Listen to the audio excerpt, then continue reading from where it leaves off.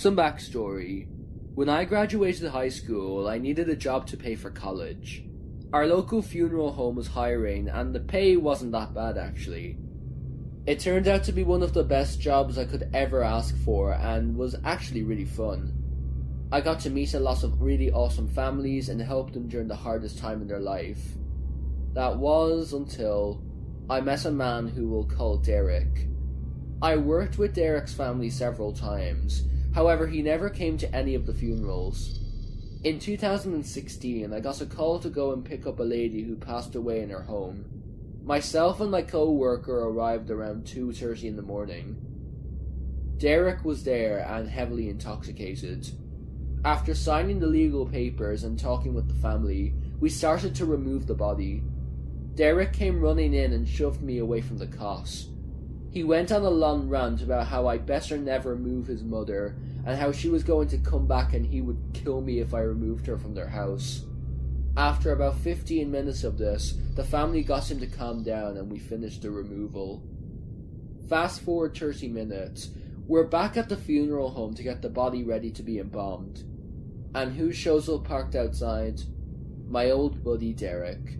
Still drunk, and this time with a huge knife.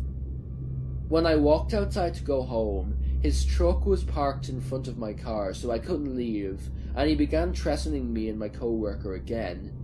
He said he would kill us if we didn't let him take his mother back home. Lucky for us, there are normally police patrolling the area at night, and one just happened to see us. He came in and arrested Derek.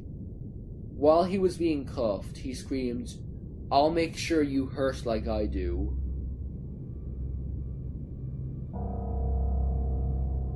So this happened on August 30th, 2019. I was booked to go to another city on the train. Now to begin things off, I got on the train at around 6:30, and as soon as we reached our third stop, a man was guided to his seat, which happened to be right beside me.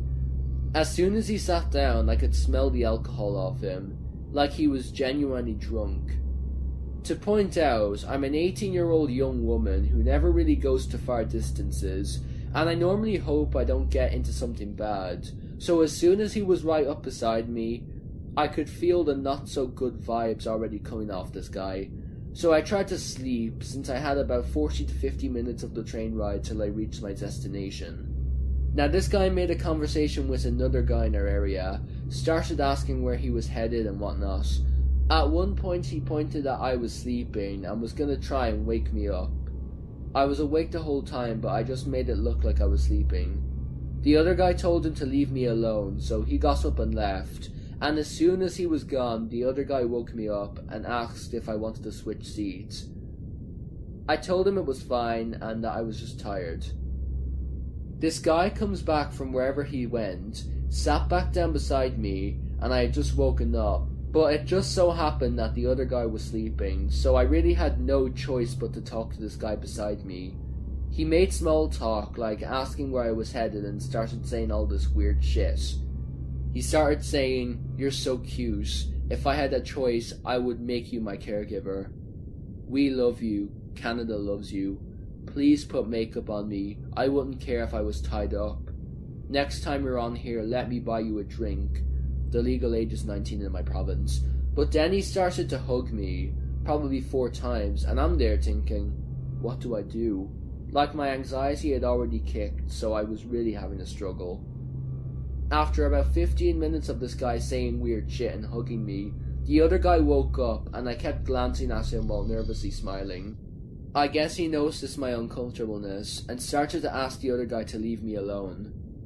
A few moments later, he started to touch me, and as soon as that happened, the other guy got pissed and said, "Dude, don't touch her. Leave her alone. She doesn't want to talk. Stay in your fucking space." I was really uncomfortable and was on the verge of tears, so the other guy was like, "Alright, buddy. I think we should switch spots." So they switched, and he asked me if I was okay, and that I'm sorry you had to deal with that. I guess the guy who was being all touchy got mad and started saying stuff like, "Somebody punched me in the area." I ended up sitting and just praying that my stop was coming up quick, because I just wanted to get off. That truly was the worst experience of my life.